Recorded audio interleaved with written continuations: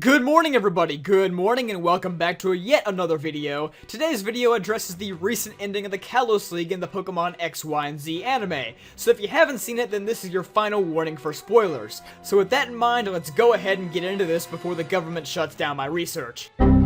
Alright, so basically Ash lost in the final round, and Alon was named the Kalos League champion, and in short, the entire Pokemon anime fandom gathered to take a bath in the Dead Sea. So with their sodium levels being so high, numerous conspiracy theories arose as to why Alon actually cheated in the final round, and why Ash deserved to win. And honestly, I don't believe this topic is worth a conspiracy. I think that Alon won simply because he was stronger, easy as that. But that answer is never enough to satisfy the internet, so without any further ado, let's begin with the Kalos League conspiracy theory. So first of all, Alon is a very honorable trainer, and he has said numerous times that he wants to be the strongest alone with Charizard. So right out of the gate, I can safely assume that Alon did not cheat. On purpose. So if you didn't know, ever since the XY&Z series has started, Alon's goal has been to collect Mega Evolution energy for Lysander, the leader of Team Flare. Alon is doing this because he believes it will cure Marin's Chespin from a coma, although Lysander's true intention is to use it to power his ultimate weapon. Now, the specifics on how Alon collects and stores Mega Evolution energy are a little foggy. We don't know exactly how it works. We know that Lysander can monitor the energy levels from his lab, as seen in Mega Evolution Act 1, but I think it's safe to say that the power itself gets stored in Alon's Mega Ring. And let's not forget that Lysander is the one who gave Alon his Mega Ring. So when the Kalos League reached its climax, Lysander triggered the Mega Evolution energy inside of Alon's Mega Ring to power up Charizard much more than it normally should. Heck, Lysander didn't even have to do this. It's possible that the stored energy automatically affects Charizard every time it Mega Evolves without Alon knowing.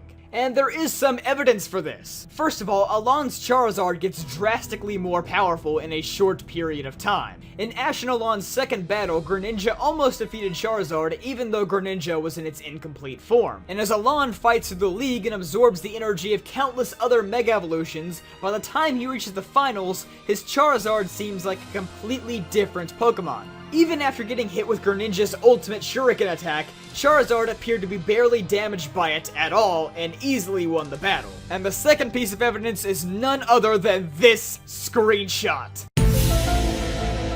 Mega Rings do not glow red in any form or fashion ever. We don't see red in the games, it wasn't in Alon's to begin with, and even in the real life Mega Ring I bought, red is not present inside the keystone at all. Now, there's always the possibility that this was just an animation error, and if it was, then screw you and learn how to color things correctly. Nonetheless, it's still quite suspicious and could be linked to Charizard's immense power. Next, we have this screenshot from the upcoming Team Flare arc. This is from the scene where Lysander has Ash held hostage on top of Prism Tower. A lot of people think that this is where Alon betrays Ash, but on the contrary, I think it will be pretty easy for Alon to see that he's on the wrong side. Instead, I believe that this is where Lysander exposes to Alon that the Mega Evolution energy has been affecting Charizard by drastically increasing its strength. Now obviously Alon would be upset by this because, like I said earlier, his goal is to be the strongest with Charizard using only their strength. So maybe later on during that parade they have at the end of X and Y, Alon makes the announcement to the public and gives the trophy to Ash and all the butthurt just magically goes away. But moving on to our second theory, what if this whole thing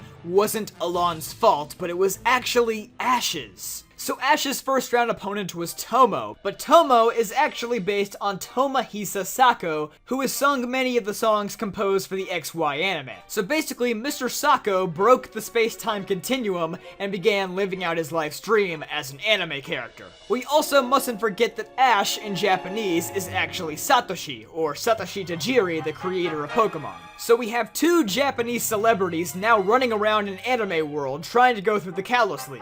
But who tried to stop these two from fighting in the first round? That's right, the Furfrou guy! After Ash lost, we assumed that this character was irrelevant, but I got news for you, he wasn't. As Ash, or Satoshi, proceeded to his first match against Tomo, he was confronted by this Furfru trainer who demanded a battle. But the end result of the battle wasn't shown in person, rather through flashbacks after Ash reached the stadium. Suspicious, isn't it? And the reason for that is because the Furfru trainer actually won. I mean, Pikachu got hit with Sand Attack. There was no way he could win after that. So the Furfru guy took his clothes and proceeded to defeat Tomo in the first round, because little did we know that the Furfru guy was actually from the real world as well. So when the Furfru trainer disguised as Ash finally reaches the finals, he synchronizes with Greninja to throw out the giant water shuriken. But instead of syncing with Greninja, he purposely did a pose that mimics Mewtwo's up smash from the Smash Bros series. Why is this, you ask? Because the Furfru trainer